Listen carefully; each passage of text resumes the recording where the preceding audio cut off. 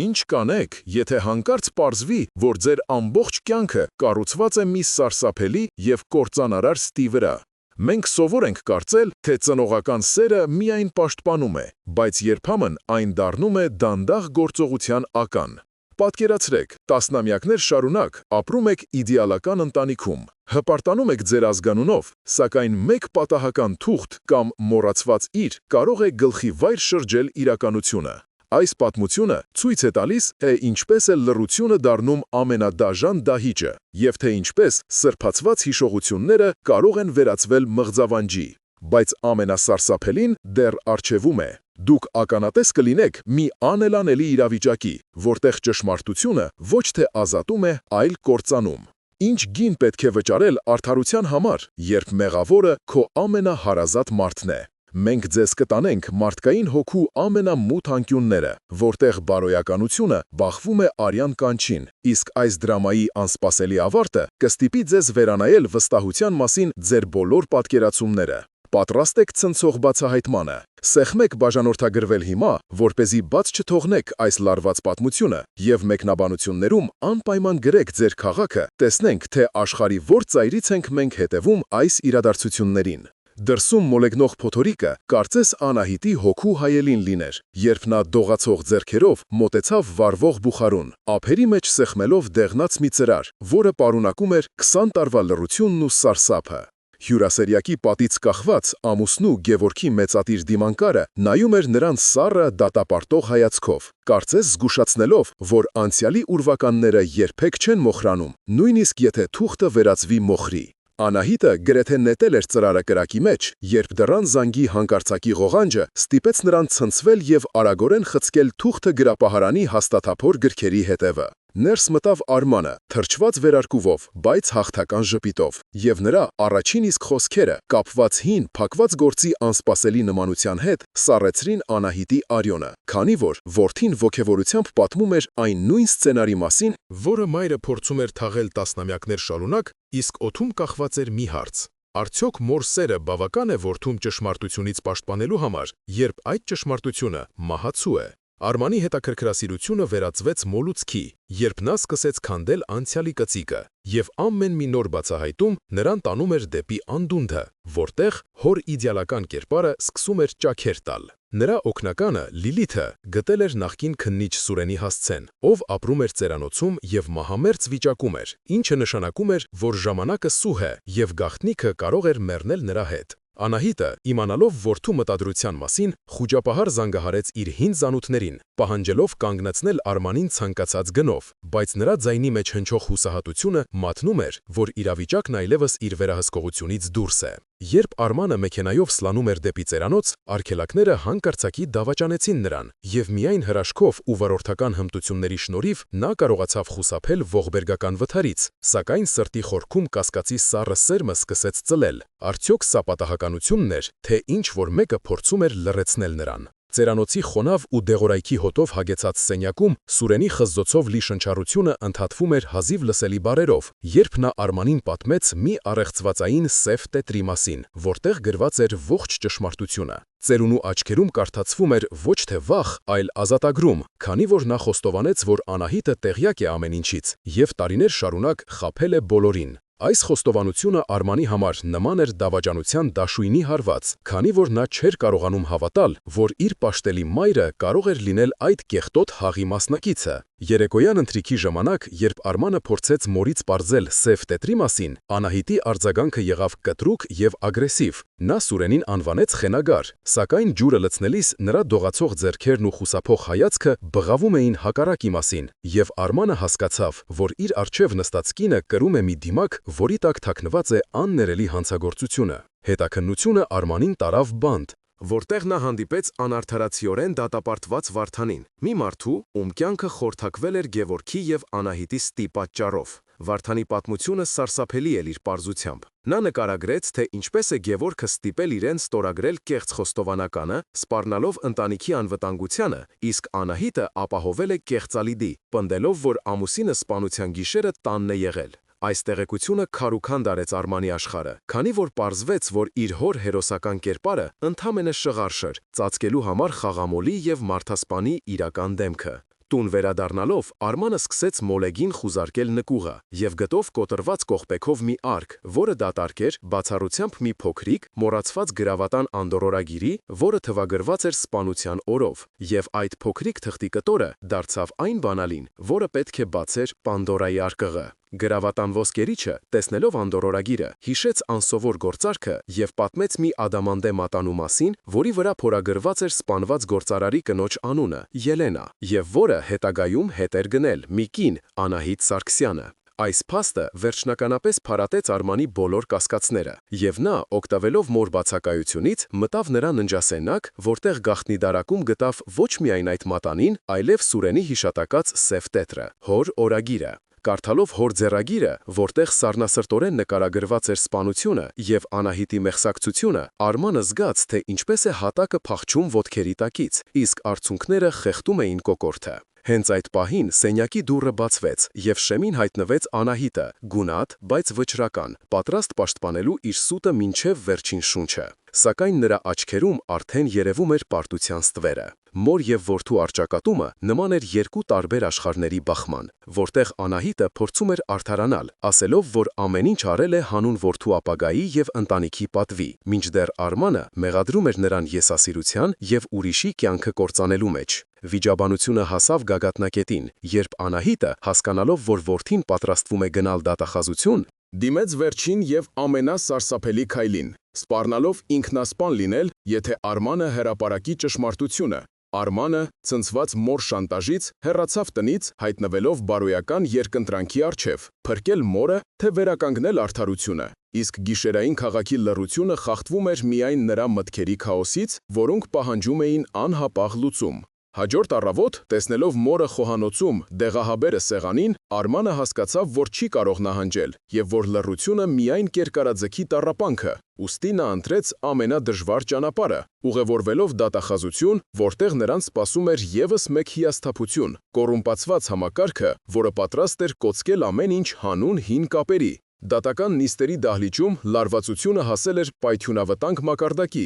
երբ Արմանը, հաղթահարելով բոլոր խոչընդոտները, կանգնեց ամբիոնի մոտ ոչ թե որպես պաշտպան, այլ որպես մեղադրող վկա, ձեռքում պահելով հոր օրագիրն ու գողացված մատանին։ Նա նայեց մոր աչքերին և պահանջեց ճշմարտությունը, և այդ պահին դահլիճում տիրեց քար լռություն, որը խախտվեց միայն Անահիտի հեկեկոցով։ Բոլորի հայացքների ներքո, հասկանալով, որ այլևս ոչինչ չունի կորցնելու, և տեսնելով որդու անկոտրում կամքը, Անահիտը ոտքի կանգնեց և արտասանեց այն բառերը, որոնք 20 տարի շարունակ թունավորել էին նրա հոգին, խոստովանելով ամուսնու հանցանքն ու իր մեղսակցությունը։ Այս խոստովանությունը ոչ միայն ազատեց անմեղ Վարդանին, այլև քանդեց այն կեղծ պատվանդանը, որի վրա կառուցված էր նրանց ընտանիքը, բայց միևնույն ժամանակ այն դարձավ մաքրագործման սկիզբ։ Ամիսներ անց, երբ Անահիտը կրում էր իր պատիժը կանանց գաղութում, Արմանի այցելությունը դարձավ նրանց հարաբերությունների վերածննդի խորհրդանիշը։ Ապակու հետևում նստած մայրը, թեև ծեռացած ու հյուծված,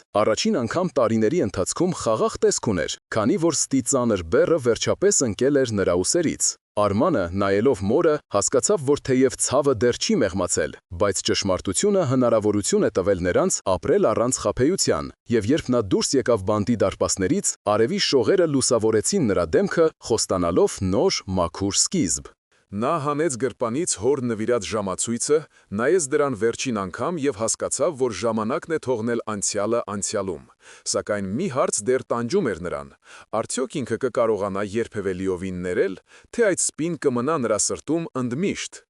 Անձրևը դեռևս մոլեգնում էր պատուհանից այն կողմ, կարծես արձագանքելով Արմանի ներսում կուտակվող փոթորկին, երբ նա իր փաստաբանական գրասենյակի կիսամութ սենյակում կրկին ու կրկին թերթում էր դեղնած թերթերի կտրոնները, որոնց վրայի տառերը վաղուց գունաթափվել էին, բայց դրանցում թաքնված իմաստը հիմա ավելի վառ էր վառվում, քան երբևէ։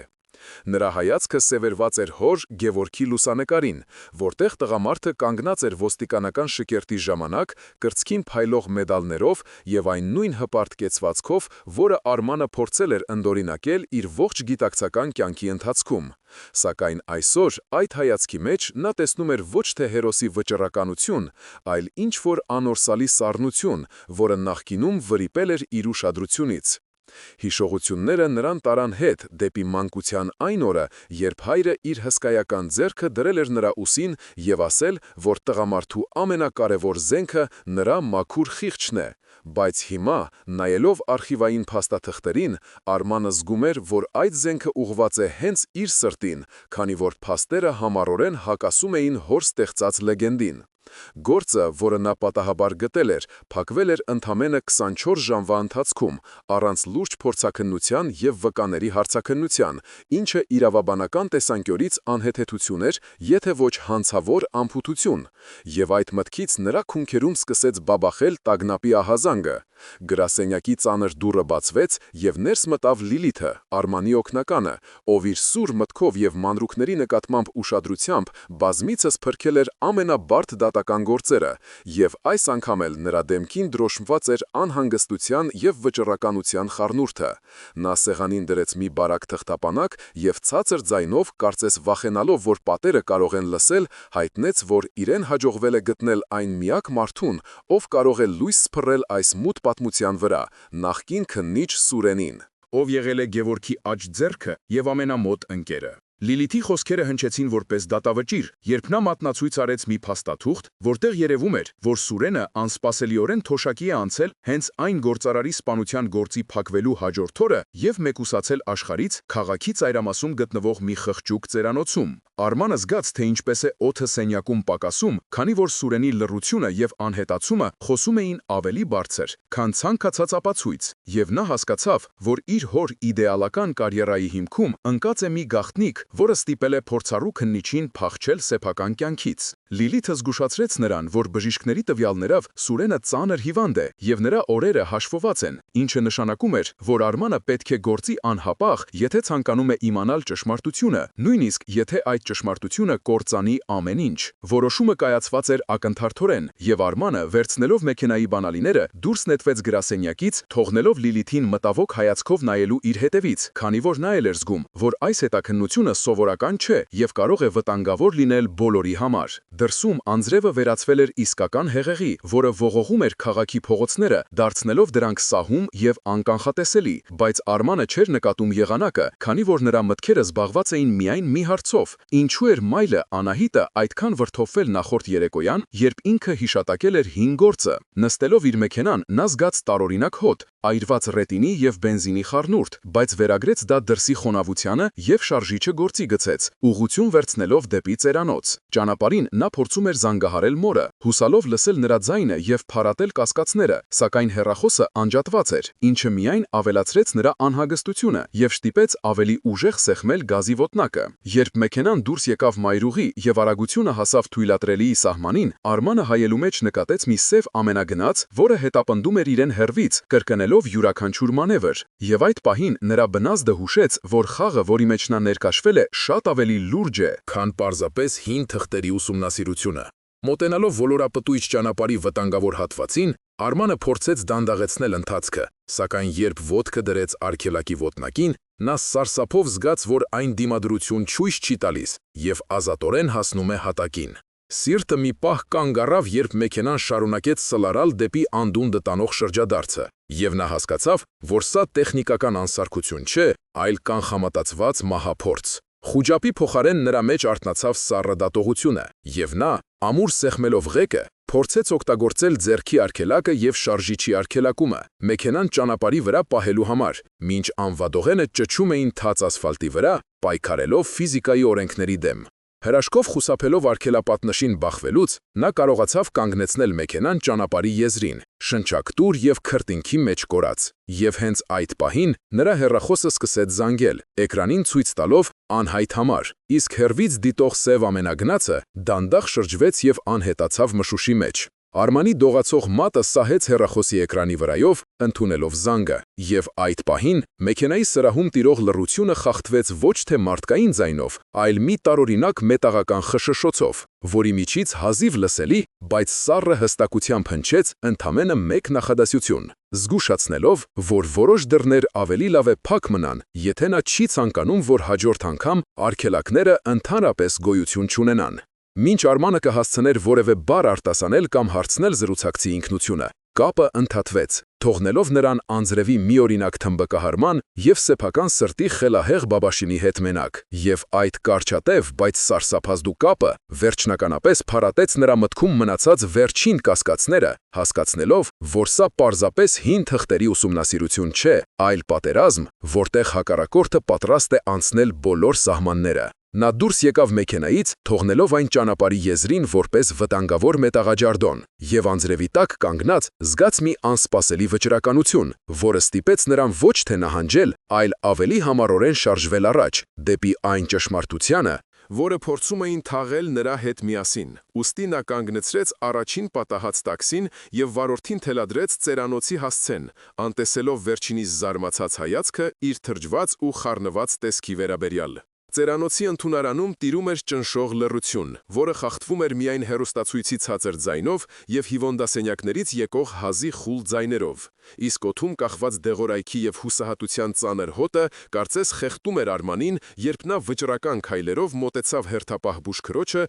և պահանջեց տեսակցություն Սուրենի հետ։ Բուժքույրը, սկզբում փորձելով արգելել այցելությունը ուշ ժամի պատրվակով, տեղի տվեց Արմանի, փաստաբանին հատուկ անկոտրում պնդմանը և նրա աչքերում վառվող անբացատրելի կրակին, որը հուշում էր, որ այս մարդը կանգ չի առնի ոչնչի առջև։ Երբ Արմանը մտավ կիսամութ հիվանդասենյակ, նրա հայացքը հառեց մահճակալին գամված մի ծերունու, ում դեմքը գրեթե ձուլվել էր սպիտակ սավաններին, և դժվար էր հավատալ, որ այս հյուծված մարմինը ժամանակին եղել է քաղաքի ամենաազդեցիկ քննիչներից մեկը։ Սակայն Սուրենի աչքերը, չնայած մարմնի թուլությանը, դեռ պահպանում էին մտքի պայծառությունը և լցվեցին ճանաչման կայծով, հենց որ նա տեսավ իր հին ընկերոջ որդուն։ Արմանը մոտեցավ մահճակալին և առանց նախաբանների, ձայնի մեջ զսպելով կուտակված զայրույթն ու ցավը, հարցրեց այն միակ բանը, որը նրան հանգիստ չէր տալիս. Արդյոք Վարդանը, այն մարդը, ով 20 տարի փտում է բանտում, իրականում անմեղ է։ Սուրենի պատասխանը եղավ ոչ թե բառերով, այլ ծանր խզզոցով լի հոգոցով և դողացող ձեռքի շարժումով, որով նա բռնեց Արմանի դաստակը, սեղմելով այն անսպասելի ուժով, կարծես ցանկանալով փոխանցել իր խղճի ծանրությունը։ Երբ նա վերջապես խոսեց, նրա ձայնը նման էր անդրշիրիմյան աշխարհից եկող շշուկի։ Նա խոստովանեց, որ Գևորգը, Արմանի հերոս հայրը, իրականում խաղաղված չէր արդարադատությամբ, այլ առաջնորդվում էր սեփական պարտքերով և վախերով, և որ այդ չարաբաստիկ գործը փակվել էր ոչ թե ապացույցների հիման վրա, այլ դրանց ոչնչացման միջոցով։ Սուրենը, շնչահեղձ լինելով, արտասանեց մի բառակապակցություն, որը Արմանի համար հնչեց որպես հանելուկ՝ «սև տեթր», և պնդեց, որ ամբողջ ճշմարտությունը, անունները, գումարները և հանցագործության իրական պատկերը գրված են այնտեղ, իսկ այդ տետրի գտնվելու վայրը հայտնի է միայն մեկ մարդու՝ Անահիտին։ Մինչ Արմանը կփորձեր ավելին իմանալ, բժշկական սարքերը սկսեցին տագնապալի ազդանշաններ արձակել, և ներս վազած բուժանձնակազմը ստիպողաբար դուրս հանեց նրան սենյակից, թողնելով նրան միջանցքում կանգնած կիսատ ճշմարտության և ավելի մեծ հարցականների առջև։ Տուն վերադառնալու ճանապարհին Արմանի գլխում պտտվում էին Սուրենի խոսքերը, որոնք քանդում էին նրա մանկության աշխարհը աղյուս առ աղյուս, և երբ նա մտավ իրենց շքեղ առանձնատուն, որտեղ ամեն ինչ շնչում էր կայունությամբ և բարեկեցությամբ, այդ ամենը նրան թվաց կեղծ և զզվելի։ Ընտանեկան ընթրիքի սեղանը պատրաստված էր սովորականի պես, ճերմակ սփռոցով և արծաթյա սպասքով, և նրա հարսնացուն Նարենը ժպիտով դիմավորեց նրան, չկասկածելով, որ իր սիրելի հոգում իսկական փոթորիկ է տեղի ունենում, սակայն Արմանը չկարողացավ պատասխանել ժպիտին։ Նա նստեց սեղանի շուրջ, հայացքը հարելով մորը, Անահիտին, ով նստած էր սեղանի գլխին, պահպանելով իր սովորական սառնասիրտ և իշխող կեցվածքը։ Բայց այս անգամ Արմանը նրա դեմքին տեսնում էր ոչ թե մայրական հոգատարություն, այլ լարված սպասում։ Լռությունը սենյակում դարձել էր անտանելի, և Արմանը, այլևս չկարողանալով զսպել իրեն, որոշեց խաղալ բաց խաղաքարտերով, հուսալով, որ գոնե հիմա մայրը անկեղծ կլինի իր հետ։ Հավաքելով ողջ ուժերը, Արմանը դանդաղ, բայց հստակ արտասանեց Սուրենի հիշատակած բառերը, հարցնելով մորը սև տետրի մասին և ուղիղ նայելով նրա աչքերի մեջ, որպեսզի բաց չթողնի ոչ մի ռեակցիա։ Անահիտի ձեռքը, որը բարձրացնում էր գինու բաժակը, մի պահ քարացավ օդում, իսկ նրա դեմքի գույնը նկատելիորեն գունատվեց, սակայն նա արագորեն վերականգնեց ինքնատիրապետումը և փորձեց ամեն ինչ վերագրել Սուրենի ծերունական զառանցանքին և դեղերի ազդեցությանը, պնդելով, որ նման տետր երբեք գոյություն չի ունեցել։ Նա նույնիսկ փորձեց մեղադրել Արմանին անցյալը անտեղի քրքրելու և ընտանիքի հանգիստը խաթարելու մեջ, սակայն երբ նա փորձեց ջուր լցնել իր բաժակի մեջ, նրա մատները դավաճանեցին նրան անկառավարելի դողալով։ Եվ ջրի շիթը թափվեց սփռոցի վրա, թողնելով մուգ հետք, որը նման էր տարածվող ստի արատին։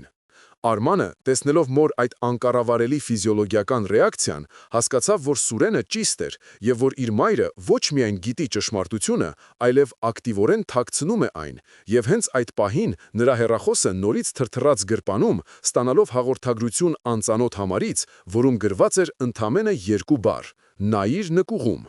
Հաղորդագրությունը կարդալուց հետո Արմանի հայացքը ակամա սահեց դեպի հատակը, կարծես ցանկանալով տեսնել հենց այնտեղ, իր ոտքերի տակ, բացվող անդունդը, և նրա սրտի զարքերը արագացան այն աստիճան, որ սկսեց լսել դրանց արձագանքը ականջներում, ինչը մի պահ խլացրեց սենյակում տիրող լռությունը։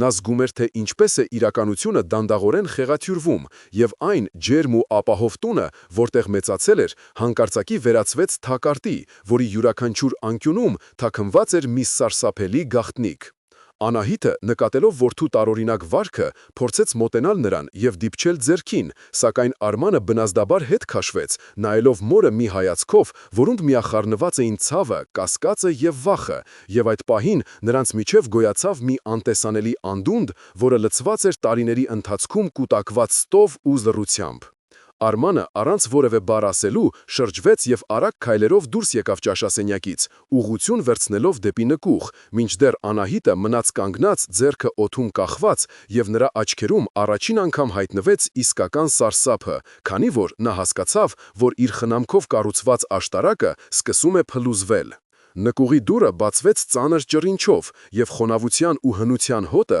հարվածեց Արմանի քթին, արթնացնելով մանկության մոռացված հիշողություններ, երբ նա վախենում էր իջնել այստեղ, կարծես զգալով, որ այս մութ տարածությունը թաքցնում է ինչ-որ չարագուշակ բան։ Նա վառեց լույսը, որի թույլ ճառագայթները հազիվ էին լուսավորում փոշոտ դարակաշարերը և հին արկղերը, և սկսեց մոլեգին փնտրել այն, ինչի մասին ակնարկել էր անծանոթը, թեև ինքն էլ չգիտեր, թե կոնկրետ ինչ է փնտրում։ Յուրաքանչյուր արկղ բացելիս նրա ձեռքերը դողում էին, և ամեն անգամ, երբ նա գտնում էր հոր հին իրերը, համազգեստը, շքանշանները, լուսանկարները, դրանք նոր իմաստ էին ստանում, դառնալով ոչ թե հպարտության առարկաներ, այլ հանցագործության վկաներ։ Վերջապես, ամենահեռավոր անկյունում, մի հին գորգի տակ, նա գտավ կողպված մի մետաղյա արկղ, որի կողպեքը կոտրված էր, կարծես ինչ-որ մեկը վերջերս շտապողականությամբ բացել էր այն, և երբ Արմանը բարձրացրեց կափարիչը, նրա սիրտը կանգ առավ։ Արկղը դատարկ էր, բացառությամբ հատակին ընկած մի փոքրիկ ճմրթված թղթի կտորի,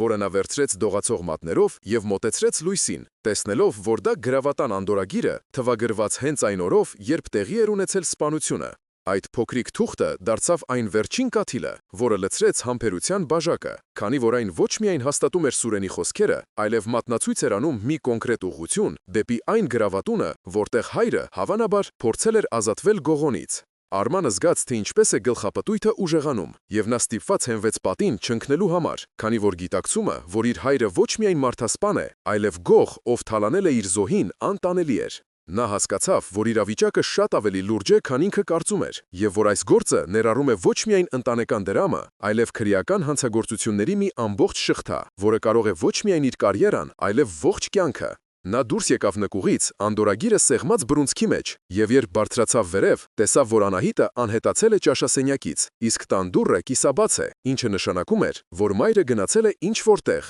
և Արմանը ենթադրեց, որ նա գնացել է թաքցնելու մնացած ապացույցները։ Առանց վայրկյան կորցնելու, Արմանը վազեց դուրս և նստեց իր երկրորդ մեքենան, որը հազվադեպ էր օգտագործում, և սլացավ դեպի այն գրավատունը, որի հասցեն նշված էր անդորրագրի վրա, հուսալով, որ դեռ ուշ չէ գտնել ինչ-որ բան։ Ճանապարհին նա նկատեց, որ իրեն կրկին հետապնդում են, բայց այս անգամ ոչ թե մեկ, այլ 2 մեքենա, որոնք փորձում էին սեղմել նրան և դուրս հանել ճանապարհից, և Արմանը ստիպված եղավ դիմել վտանգավոր մանևրների խուսափելու համար։ Նա հասկացավ, որ իր դեմ գործում են լուրջ ուժեր, և որ իր կյանքը կախված է մազից, բայց հետդարձի ճանապարհ այլևս չկար։ քանի որ ճշմարտությունը արդեն շատ մոտ էր։ Հասնելով գրավատուն, որը գտնվում էր քաղաքի հին թաղամասում, նա տեսավ, որ ցուցափեղկերը մութ են, բայց ներսում ինչ-որ շարժում կա, եւ երբ նա թակեց դուռը, այն բացեց մի ծերունի, վախեցած եւ կասկածամիտ հայացքով, ով սկզբում չէր ցանկանում խոսել, բայց տեսնելով Արմանի ձեռքի անդորորագիրը, նրա դեմքը փոխվեց,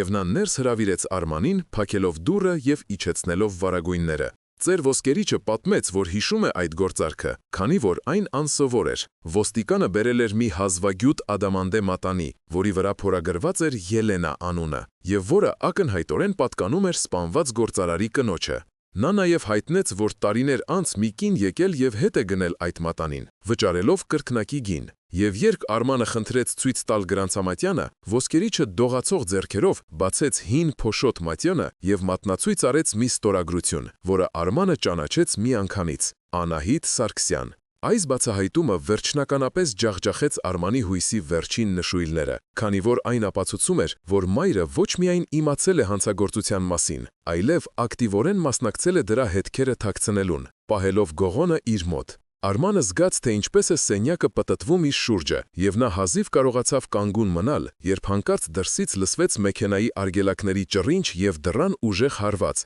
որը ստիպեց նրանց երկուսին էլ սարսափահար նայել մուտքի ուղղությամբ։ Դռան հարվածի ձայնը սենյակում արձագանքեց որպես ամպրոպի որոտ, որը ստիպեց Արմանին եւ ոսկերիչին քարանալ տեղում, սարսափահար հայացքներով նայելով մեկ-մեկու։ Սակայն, երբ դուռը բացվեց, ներս մտնողը ոչ թե հետապնդող սև մեքենաների տերերն էին, այլ Անահիտը, նույնքան գունատ եւ շնչակտուր, որքան Արմանը, եւ նրա ձեռքին կար մի փոքրիկ սև թավշյա տոպրակ, որը նա սեղմել էր կրծքին, կարծես պաշտպանելով այն աշխարհի բոլոր չարիքներից։ Արմանը ապշած էր, տեսնելով մորը այս անսպասելի վայրում, եւ նրա ուղեղում հազարավոր հարցեր սկսեցին պտտվել, փորձելով հասկանալ, թե ինչպես է նա հայտնվել այստեղ եւ ինչ է թաքցնում այդ տոպրակի մեջ։ Սակայն Անահիտի առաջին իսկ շարժումը դեպի սեղանը, որտեղ դրված էր բացված գրանցամատյանը, ամեն ինչ ասաց առանց բառերի։ Նա դողացող ձեռքով դրեց տոպրակը սեղանին եւ նայելով որդու աչքերի մեջ շշնչաց միայն մեկ բառ՝ «Ներիր», որը հնչեց ավելի շատ որպես խոստովանություն, քան ափսոսանք։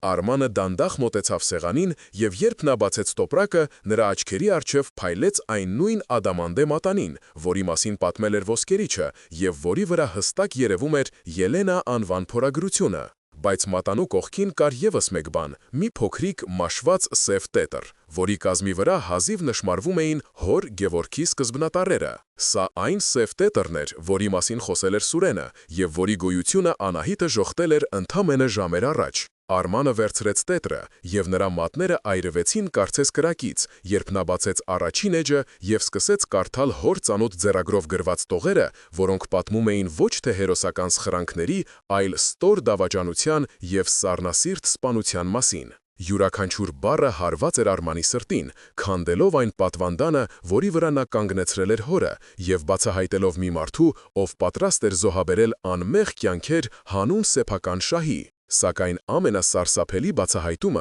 դեռ առջևում էր։ Թերթելով էջերը, Արմանը հասավ վերջին գրարմանը, որը թվագրված էր հոր մահվան նախորդ օրով, եւ այնտեղ գրված էր մի նախադասություն, որը ստիպեց նրան մոռանալ շնչելու մասին։ Անահիտը գիտի ամեն ինչ։ Նա ոչ միայն գիտի, այլև նա էր, ով ստիպեց ինձ լռել։ Նա ասաց, որ դա անում է երեխաների համար, բայց ես գիտեմ, որ նա վախենում է կորցնել իր դիրքը հասարակության մեջ։ Նա իմ հանցակիցն է, եւ նրա լռությունը ավելի մահացու է, քան իմ գործած մեղքը։ Արմանը բարձրացրեց հայացքը եւ նայեց մորը, ով կանգնած էր գլխիկոր, արցունքները հոսում էին այտերով, բայց նրա դեմքին չկար զղջում, այլ միայն հոգնածություն եւ անխուսափելի ընդունում։ Այդ պահին Արմանը հասկացավ, որ իր ամբողջ կյանքը եղել է մի մեծ սուտ, եւ որ այն կինը, ում նա պաշտում էր որպես սրբություն, իրականում եղել է այն ճարտարապետը, ով կառուցել է այս կեղծ իրականությունը, ունչի դժբախտության եւ արյան վրա։ Սենյակում տիրող լռությունը խախտվեց հեռվից լսվող ոստիկանական ազդանշանների ձայնով, եւ Արմանը հասկացավ, որ ժամանակը սպառվել է։ Նա կանգնած էր երկընտրանքի առջև, փրկել մորը եւ շարունակել ապրել ստի մեջ, թե հանձնել նրան արդարադատությանը եւ կորցնել այն ամենը, ինչ մնացել էր իրենց ընտանիքից։ Անահիտը, տեսնելով որդու տառապանքը, մոտեցավ նրան եւ բռնեց ձեռքը, բայց այս անգամ նրա հպումը սառն էր եւ օտար։ «Դու պետք է ընտրես, Արման», ասաց նա ցածր ձայնով։ Կամ դու կդառնաս ինձ պես եւ կապրես ստվերում, կամ կազատես մեզ բոլորիս այս բեռից, բայց իմացիր, որ ճշմարտությունը ունի իր գինը եւ դու կարող ես չկարողանալ վճարել այն։ Արմանը նայեց տետրին, ապա մորը, եւ նրա աչքերում վառվեց մի նոր կրակ, վճռականության եւ ցավի խառնուրդ, քանի որ նա հասկացավ, որ ինչ էլ որ ընտրի, նա արդեն կորցրել է այն մորը, ում ճանաչում էր, եւ այն հորը, ում հիշում էր, եւ որ այսուհետ նա մենակ է լինելու իր խղճի դեմ հանդիման։ Արմանի հայացքը դեռևս սևեռված էր մորը, բայց այժմ այդ հայացքի մեջ կար ոչ թե հարցական,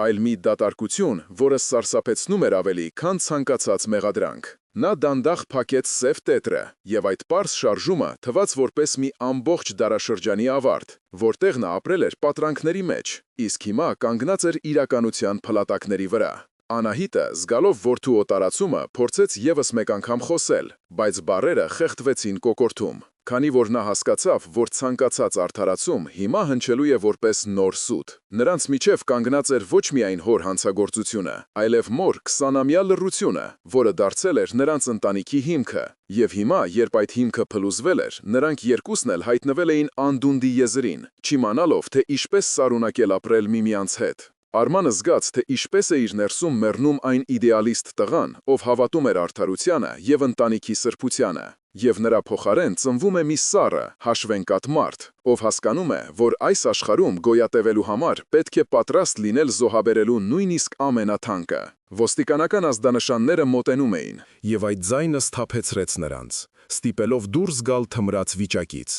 Անահիտը արագորեն վերցրեց մատանին եւ փորձեց թաքցնել այն, բայց Արմանը բռնեց նրա ձեռքը, կանխելով այդ շարժումը։ Նրա հպումը վճռական էր եւ անողոք։ Այլևս ոչ մի թաքցնելու բան, ասաց նա ցածր, բայց հրամայական տոնով։ Մենք կդիմավորենք նրանց այնպես, ինչպես կանք, մեր մեղքերով հանդերձ։ Անահիտը նայեց որդուն եւ տեսավ վրա մեջ մի ուժ, որը նախկինում երբեք չէր նկատել։ Մի ուժ, որը գալիս էր ոչ թե անմեղությունից, այլ ցավից եւ հիասթափությունից։ Նա հասկացավ, որ իր փոքրիկ տղան մեծացել է եւ որ ինքը այլևս չի կարող պաշտպանել նրան աշխարհի դաժանությունից, քանի որ հենց ինքն է դարձել այդ դաժանության աղբյուրը։ Նրանք դուրս եկան գրավատնից, դեմ առ դեմ կանգնելով իրենց ճակատագրին, եւ երբ ոստիկանները մոտեցան, Արմանը զգաց մի տարօրինակ հանգստություն, որը գալիս էր այն գիտակցումից, որ այլևս ոչինչ չունի կորցնելու։ Հաջորդող ժամերը անցան մղձավանջի պես,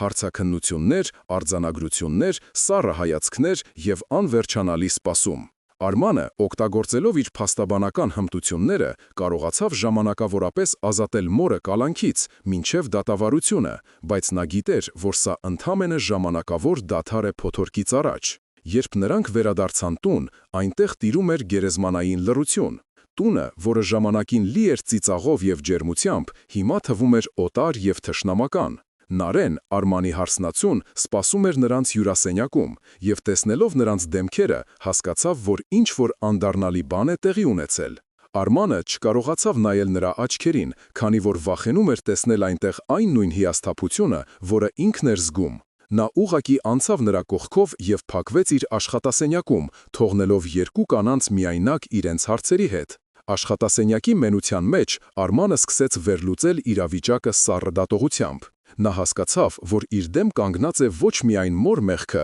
այլև մի ամբողջ կոռումպացված համակարգ, որը տարիներ շարունակ թաքցրել է հոր հանցագործությունները։ Նա գիտեր, որ եթե ցանկանում է հասնել արդարության, պետք է պատրաստ լինի պատերազմի, որտեղ չկան կանոններ։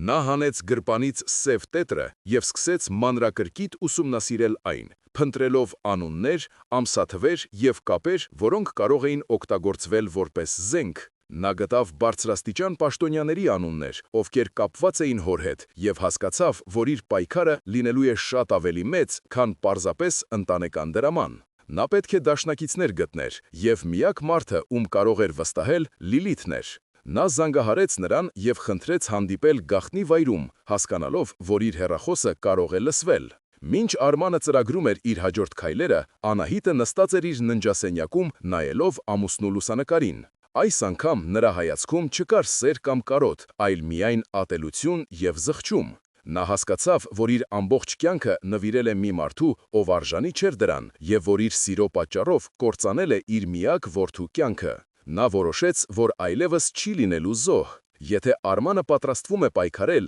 ապա ինքն էլ կանգնելու է նրա կողքին, նույնիսկ եթե դա նշանակում է գնալ բանտ։ Նա վերցրեց գրիչը և սկսեց գրել իր խոստովանությունը, մանրամասն նկարագրելով ամեն ինչ, ինչ գիտեր։ Սա լինելու էր նրա քավությունը, նրա վերջին նվերը որդուն։ Նա գիտեր, որ սա չի վերադարձնի անցյալը, բայց գուցե հնարավորություն տա Արմանին ունենալ ապագա։ Գիշերը իջավ քաղաքի վրա, բայց ոչ ոք չէր քնում։ Արմանը հանդիպեց Լիլիթին մի լքված պահեստում, որտեղ նրանք սկսեցին մշակել իրենց ռազմավարությունը։ Լիլիթը, տեսնելով Արմանի վճռականությունը, խոստացավ կանգնել նրա կողքին մինչև վերջ։ Նրանք որոշեցին, որ առաջին քայլը պետք է լինի հանրային կարծիքի ձևավորումը, օգտագործելով լրատվամիջոցները։ Արմանը գիտեր, որ սա վտանգավոր խաղ է, բայց նա պատրաստ էր ռիսկի դիմել։ Նա այլևս այն տղան չէր, ով վախենում էր ստվերներից։ Նա դարձել էր մարտիկ, ով պատրաստ էր այրել ամբողջ աշխարհը, ճշմարտությունը ջրի երես հանելու համար։ Եվ երբ լուսաբացը սկսեց ներքել երկինքը,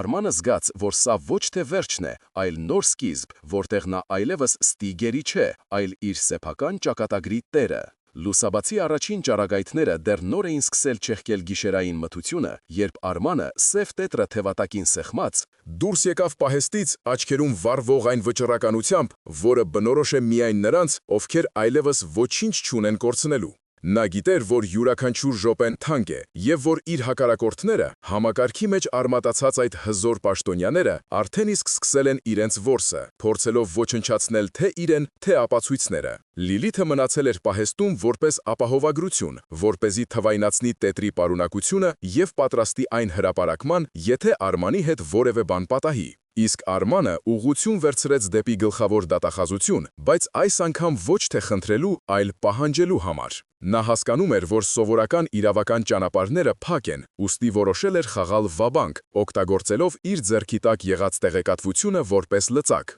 Դատախազության շենքի մոտ նրան արդեն սպասում էին։ Երկու սև մեքենա արգելաթաքեցին նրա ճանապարհը, և մեքենաներից դուրս եկան 4 ամրակազմ տղամարդիկ, զենքերը թաքցրած բաճկոնների տակ, բայց Արմանը չկանգնեց։ Նա սեղմեց գազի ոտնակը և կտրուկ շրջադարձ կատարելով մտավ մայթի վրա, ստիպելով անցորդներին ցրվել և խուսափեց շրջափակումից, թողնելով հետապնդողներին շփոթված։ Սա նրա առաջին փոքրիկ հաղթանակն էր, բայց նա գիտեր, որ սա միայն սկիզբն է։ Նա հասավ հեռուստաընկերության շենք, որտեղ աշխատում էր իր հին ծանոթ լրագրողը, ով միշտ փնտրում էր սենսացիոն պատմություններ, և հենց այդ պահին նրա հեռախոսը զանգեց։ Զանգահարողը գլխավոր դատախազն էր, այն նույն մարդը, ում անունը ամենահաճախն էր հանդիպում հորորագրում։ Նա առաջարկեց հանդիպել և քաղաքակիրթ ձևով լուծել հարցը, խոստանալով անվտանգություն և մեծ գումար, եթե Արմանը հանձնի տետրը։ Արմանը համաձայնեց հանդիպել, բայց իր պայմաններով։ Նա նշանակեց հանդիպման վայրը քաղաքի կենտրոնական հրապարակում,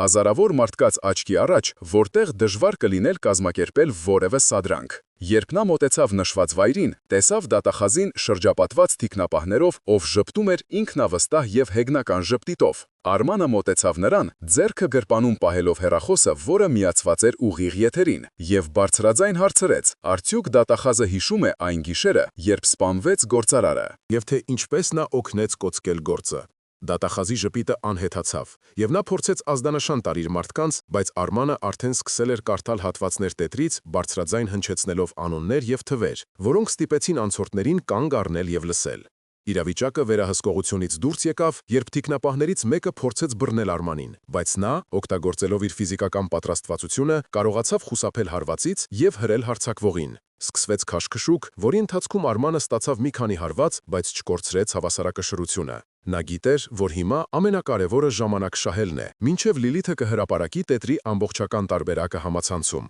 Եվ հենց այդ պահին, երբ թվում էր, թե ուժերը անհավասար են և նրան կբռնեն, ամբոխի միջից դուրս եկան մի խումբ մարդիկ, հասարակ քաղաքացիներ, ովքեր լսել էին նրա խոսքերը և որոշել էին պաշտպանել նրան։ Սա անսպասելի շրջադարձ էր, որը շփոթեցրեց դատախազին և նրա մարդկանց։ Օգտվելով խառնաշփոթից, Արմանը դուրս պրծավ ամբոխից և վազեց դեպի մոտակա սրճարանը, որտեղից կարող էր կապ հաստատել Լիլիթի հետ։ Նա տեսավ, որ Լիլիթը արդեն ուղարկել է հաղորդագրություն. ամեն ինչ պատրաստ է, սեղմում եմ կոճակը։ Արմանը հասկացավ, որ հաղթանակը մոտ է, բայց գինը, որը նա վճարելու է, շատ բարձր է։ Նրա կարիերան, անվտանգությունը, գուցե նույնիսկ ազատությունը հարցականի տակ էին, բայց նա զգում էր մի ներքին խաղաղություն, որը չէր զգացել տարիներ շարունակ։ Նա նայեց դուրս, տեսնելով, թե ինչպես են ոստիկանական մեքենաները մոտենում հրապարակին, եւ հասկացավ, որ վերջնական կռիվը դեռ առջևում է, եւ որ ինքը պատրաստ է դրան։ Նա հանեց հոր նվիրած ժամացույցը, որը կրում էր որպես թալիսման, եւ դրեց սեղանին, խորհրդանշելով, որ անցյալի կապերը այլևս չեն կաշկանդում իրեն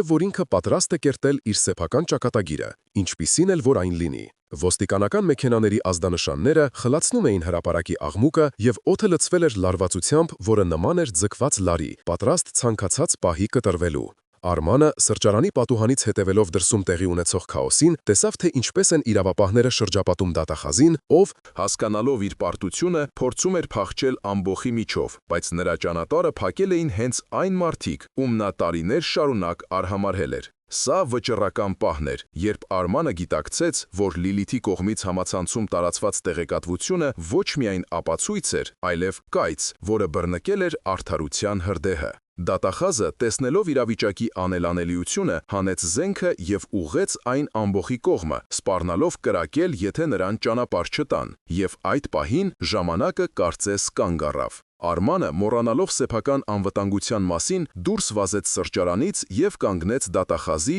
ու ամբոխի միջև, նայելով ուղիղ նրա վախեցած, բայց կատաղի աչքերին։ «Կրակիր», ասաց Արմանը հանգիստ, բայց հաստատուն ձայնով, «բայց դու չես կարող սպանել ճշմարտությունը, որն արդեն ազատության մեջ է»։ Դատախազի ձեռքը դողաց, եւ հենց այդ վայրկյանին հատուկ ջոկատայինները, օգտվելով նրա շփոթմունքից, զինաթափեցին նրան եւ գետնին տապալեցին։ Ամբոխը պայթեց ծափահարություններով, բայց Արմանը չէր լսում նրանց, քանի որ նրա հայացքը հառած էր հեռվում կանգնած մորը, Անահիտին, ով ինքնակամ հանձնվել էր ոստիկանությանը, եւ հիմա նայում էր որդուն արցունքոտ, բայց հպարտ աչքերով։ Դատավարությունը, որը հետևեց այս իրադարձություններին, դարձավ տարվա ամենաաղմկահարույց գործը։ Արմանը հանդես եկավ ոչ թե որպես պաշտպան, այլ որպես հիմնական վկա, եւ նրա ցուցմունքները, հիմնված հոր օրագրի եւ մոր խոստովանության վրա, քարուքան դարեցին կոռուպցիոն ամբողջ բուրգը։ Վարդանը, այն մարդը, ով 20 տարի անմեղ տեղ անցկացրել էր բանտում, վերջապես ազատ արձակվեց,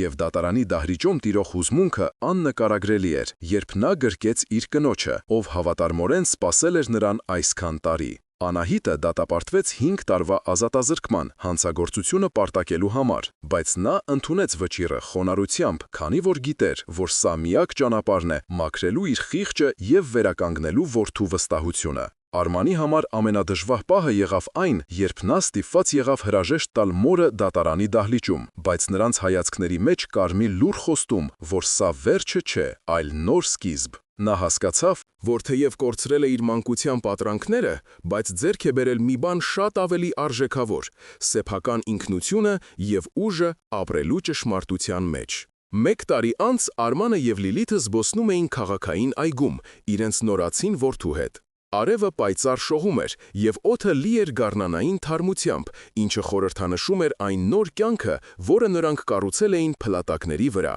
Արմանը այլևս չէր զբաղվում փաստաբանությամբ այն ձևով, ինչպես նախկինում։ Նա հիմնել էր մի հիմնադրամ, որը օգնում էր անարդարացիորեն դատապարտվածներին, եւ Վարդանը դարձել էր այդ հիմնադրամի պատվավոր անդամներից մեկը։ Անահիտը բանտից գրում էր նամակներ, որոնք լի էին իմաստությամբ եւ զղջումով, եւ Արմանը կարդում էր դրանք իր որդում որպես դաս, որ սերը չպետք է լինի կույր, եւ որ ճշմարտությունը, որքան էլ դառը լինի, միշտ ավելի լավ է, քան ամենաքաղցր սուտը։ Նա նայեց իր կնոջը եւ երեխային, եւ նրա սրտում խաղաղություն տիրեց, քանի որ նա գիտեր, որ իր ընտանիքը այլևս կառուցված չէ ստի վրա, այլ ամուր հիմքերի՝ սիրո, վստահության եւ արդարության։ Սիրելի հեռուստադիտողներ, այս պատմությունը մեզ սովորեցրեց, որ անցյալի ստվերները կարող են հետապնդել մեզ ամբողջ կյանքում, եթե մենք համարձակություն չունենանք առերեսվելու դրանց։ Սուտը, նույնիսկ եթե ասված է բարի նպատակներով, միշտ ունի իր գինը, եւ այդ գինը հաճախ վճարում են մեր ամենասիրելի մարդիկ։